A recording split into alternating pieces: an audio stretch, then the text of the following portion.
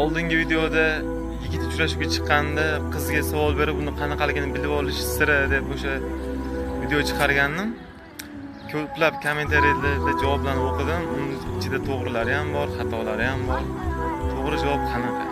Uni iloji boricha qizlar ko'rmasin. Javob quyidagicha edi. Men birinchi shom namozini o'qiyman, chunki Alloh roziligi men uchun birinchi o'rinda. Keyin siz oldingizga boraman, chunki ikkinchi o'rinda siz menga. Siz chaqirdingiz. Qolgan ovqat ham kuyib ketsin, telefon ham o'chib yonib ketsin kerak bo'lsa, kim telefon qilayotgan bo'lsa ham men uchun siz ikkinchi o'rinda, siz muhimsiz.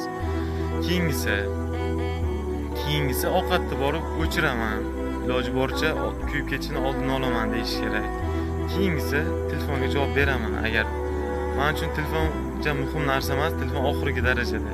Birinchi o'rinda namoz, ikkinchi o'rinda siz, uchinchi o'rinda ovqat, to'rtinchi o'rinda o'sha telefonga javob beraman. Shu javobni berganda, demak, qiz yaxshi his bo'ladi.